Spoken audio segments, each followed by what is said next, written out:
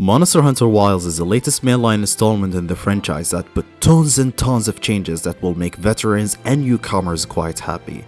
Thanks to Capcom for providing me with an early access code to experience this wild ride and give you my review ahead of the game's release. I have a lot to say about the game after putting over 100 hours into it. So let's get into it, shall we? This time, the game had a heavy emphasis on the story. The story adds so much context to the wildlife of Monster Hunter Wilds, and I was worried that them focusing on the story too much would get on the way of the game's flow, but that is far from the truth. Thanks to the seamless open world, both the main story and optional content just happen to flow together nicely, because as you are going through the main scenario, you will encounter all kinds of monsters on your way, which would make me stop and go to hunt them. The story feels almost as if Discovery Channel decided to make an action movie.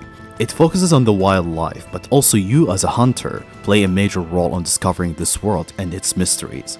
What surprised me is how well voiced my character is, and it made me love her even more. There is a clearly big effort put on the story of this game, and it has all kind of a twist that makes this simple story very effective. It took me about 40 hours to complete it, but after the first 20 hours you will roll the credit for the first time. But that would mark the beginning of the second half of the story, which is quite beefy for a Monster Hunter main scenario. Now we get to the damn gameplay, because the gameplay is by far the best this franchise has to offer, and they added tons of quality of life improvements that I did not know I needed until I saw them. For example, the most important one is the focus mode. This mode turns the game into a similar view to a third-person shooter game to make you able to concentrate your attacks on the angle you want to hit, making it less likely for your attacks to whiff, and with how closer the camera gets, it makes it so satisfying to land the attacks. It made hitting the monster's weakest spots and injuries more convenient without making things too easy, since you will still have to move around and pin the camera correctly. It is a game-changing idea that took away the frustrating aspect the combat had, and I appreciate them so much for it. The second best thing is how the weapons are handled this time around. They are more diverse and dehomogenized, with each weapon have something entirely different to offer than the other, with unique mechanics that makes them stand out from each other. For example, the Great Sword and every sword that has a guard button will get access to a mechanic called the Clash system, which works if you block certain monster attacks at the right time to trigger a clash of power between you and the monster to enter into some sort of QTE. And another example, the Long Sword's Focus Strike not only destroys the wounds, but when it does, it fills up the spirit gauge twice. Weapons and hunter tools are not the only thing you will be relying on, since you can use the environment to trap monsters into the natural hazards more than any game before it. Let's move on to the open world. The open world in this game is seamless, which is one of the biggest changes in the Monster Hunter games.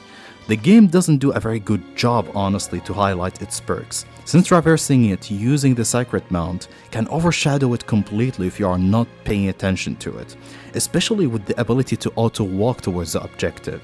But it is a world full of small details that you will need to go your way to look for them, from searching the endemic lives or gathering materials. Each area is gorgeous, with its different nature. We have the barren lands, we have forests, snowy fields, and many more that made this world feel real, with an art style that make things pop nicely. I have seen many complain about it being washed out, but it is the RE engine. We are talking about broken HDRs as one of the main features, and really weird colors here and there, so lowering the brightness just did wonders, and made things so colorful and more pleasant to look at. One aspect I appreciate in this game's open world is the field of view. It makes monsters visible from afar and in large quantities, which makes the wildlife feel so alive and immersive. This open world style is a big step towards the right direction, and I can't wait to see new monsters get added to it. Speaking of additional content, the game has less big monsters than Rise and World, which made me feel a little disappointed. But what mattered the most is that they created a very solid base to add more stuff to it later. In the longer run, with this best-in-class gameplay style and bases, it will make the game even better. And after you are done with the story, tempered monsters will start to appear on the map. They are monsters that have been through many battles and much stronger than the regular ones. Hunting them will reward you with tons of things that can be used to craft your arcane weapons and many high-end mats that will make you a much stronger hunter. But that will be all you hear from me in that regard to avoid spoilers. While the quantity of the endgame might be disappointing for some, It is meant for something to be added to and supported for a longer term plan.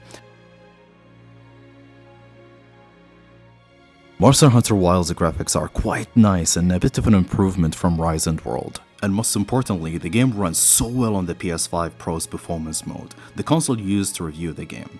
I didn't notice much difference when I played on the other two modes, besides the enabled ray tracing. And the ray tracing in this game is quite disappointing since it doesn't add much, but it tanked the performance quite a lot. So I just stuck to the resolution mode with the 120Hz option enabled, since the game is blurry and has low environment textures across all the modes.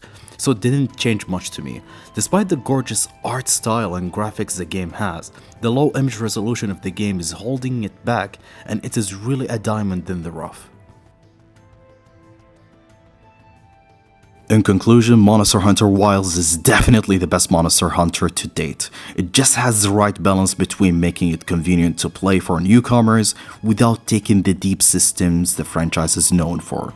The added quality of life features like the focus mode and the trade NPCs that can gather various items for you just elevated it to higher heights. It is not just that good of a Monster Hunter experience, but an essential action RPG game that every fan of the genre should pick up and play. Monster Hunter Wilds releases on PS5, Xbox Series S, X, and PC in February 28th. For more Monster Hunter Wilds, make sure to subscribe to the channel because I have tons of content coming up for it when the game releases. Peace.